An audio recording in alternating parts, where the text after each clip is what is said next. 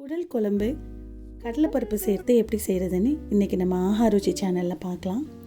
முதல்ல ப்ரெஷர் குக்கரில் sunflower oil, coconut oil ரெண்டுமே நான் சேர்த்துக்கிறேன். பட்டை, கிராம்பு, ஏலக்காய் இது வழக்கமாக நம்ம சேர்க்குறது. இது பேந்தன் லீவ்ஸு, தமிழில் ரம்பலைன்னு சொல்லுவோம். இதையும் கருவேப்பிலையும் சேர்த்து நல்லா பொரிய விடுங்க. நம்ம எதுக்காக சன்ஃப்ளவர் ஆயில், கோகோனட் ஆயில் ரெண்டும் சேர்க்குறோன்னா வாசனை ரொம்ப நல்லாயிருக்கும். அப்புறம் பச்சை மிளகா நான் 2 போட்டிருக்கேன். காரம் வேணும்னா இன்னும் 2 போட்டுக்கலாம், கம்மியாக வேணும்னா 1 போட்டுக்கலாம்.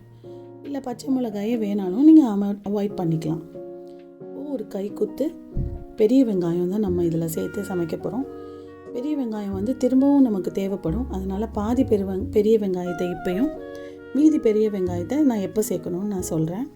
நல்லா ஃப்ரை பண்ணிவிட்டு கொஞ்சம் கொத்தமல்லி கீரை நான் சேர்த்துக்கிறேன். இப்போவே நான் ஏன் சேர்க்குறேன்னா வாசனை நல்லாயிருக்கும்.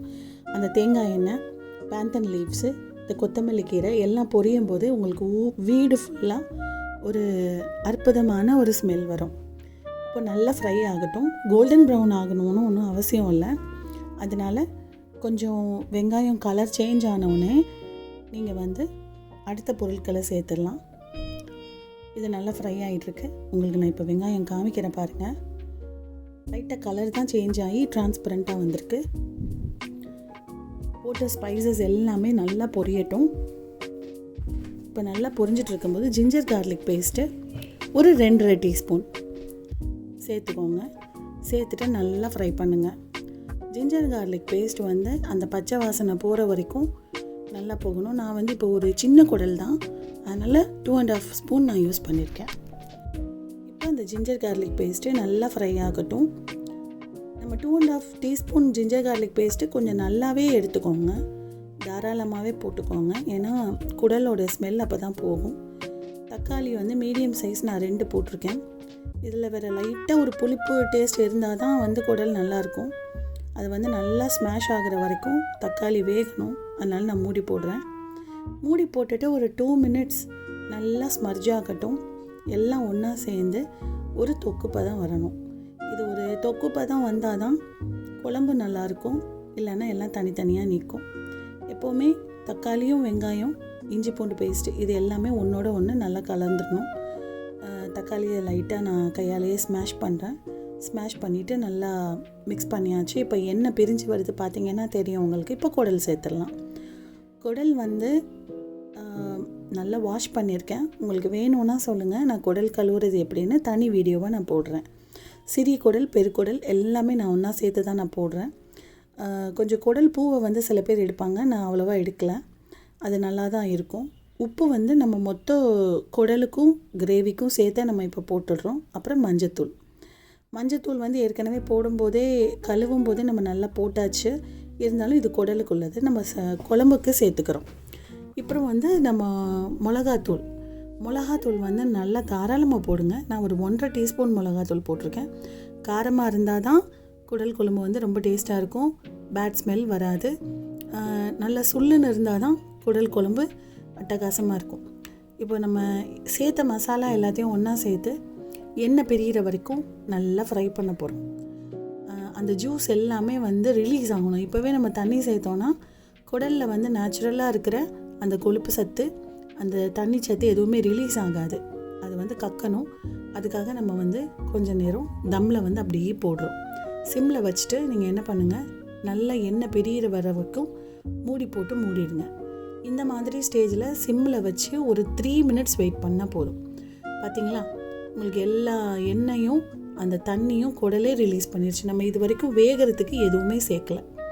இப்போ நம்ம என்ன பண்ணுறோம், மீதம் இருக்கிற கொத்தமல்லி கீரையும் நான் முதல்ல சொன்ன மாதிரி பெரிய வெங்காயத்தையும் இப்போ லைட்டாக, அது எதுக்காகனா இந்த வாசனை இந்த ஸ்டேஜில் இறங்கும்போது நல்லாயிருக்கும்.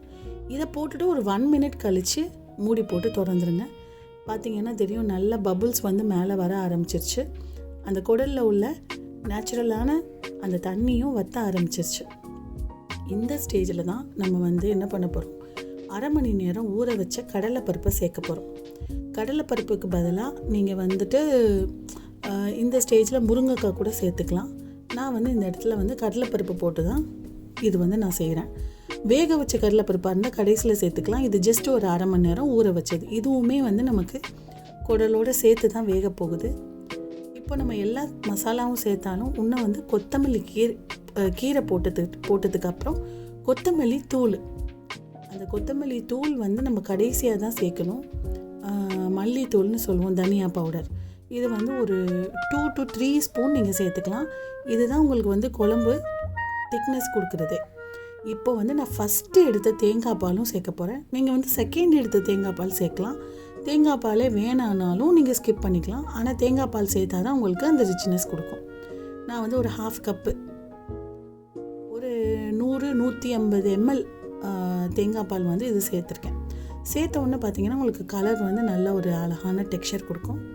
இதுக்கப்புறம் நீங்கள் வந்து குடல் வேக வைக்கிறதுக்கு தான் தண்ணி சேர்க்கணும். இப்போ நல்லாவே வந்து ஃப்ரை ஆயிடுச்சு. இந்த மசாலா வேகணும். எண்ணெயில் அந்த மசாலா நல்லா வேகிறதுக்காக ஒரு 2 minutes நான் வந்து மூடி போடுறேன். இப்போ பார்த்தீங்கன்னா நல்லா தெரியும், மசாலாவும் வெந்து ரொம்ப ஒரு ஸ்வீட்டான ஒரு கலர் கிடச்சிருக்கு. இந்த கலர் பார்க்கும் போதே நமக்கு ரொம்ப டெம்டிங்காக இருக்கும். ஆனால் இன்னும் வந்து குடல் வேகலை, அதை நம்ம ஞாபகம் வச்சுக்கணும். இப்போ ஜஸ்ட்டு வந்து குடலை வந்து நம்ம ஊற்றின எண்ணெயில் ஃப்ரை பண்ணியிருக்கோம், அவ்வளோதான். இது நல்லா பொரிஞ்சு வருது, நல்லா எண்ணெய் கக்கிற ஸ்டேஜும் வந்துருச்சு. கடலைப்பருப்பும் குடலும் வேகணும். அதுக்காக நம்ம வந்து 2 டம்ளர் தண்ணீர் இதில் வந்து தாராளமாக சேர்த்துக்கோங்க. ஏன்னா குடல் வெந்தோடனே தண்ணீர் வற்றும், அப்புறம் நமக்கு வந்து குழம்பும் வேணும். ஸோ ஆணம் வேணுங்கிறதுக்காக நம்ம தாராளமாக தண்ணி சேர்த்துட்டு விசில் போட போகிறோம். இப்போ தான் ஃபைனல் ஸ்டேஜில் தான் நம்ம விசிலே வைக்க போகிறோம். விசில் வந்து குடல் வந்து ரொம்ப இள ஆட்டுக்கறி, ரொம்ப குட்டி குடலை, அதனால் ஒரு 4 விசில் தான் நான் வைக்க போகிறேன். அந்த 4 விசில்லையே உங்களுக்கு வந்து குடலும் வெந்துடும், பருப்பும் வெந்துடும். எப்போவுமே உடனே மூடி போடாதீங்க. கொஞ்சம் பபுள்ஸ் வர வரைக்கும் வெயிட் பண்ணிவிட்டு அதுக்கப்புறம் மூடி போட்டிங்கன்னா சீக்கிரம் விசில் வரும். நீங்கள் வந்து ஹைலேயும் வைக்கக்கூடாது, லோலேயும் வைக்கக்கூடாது.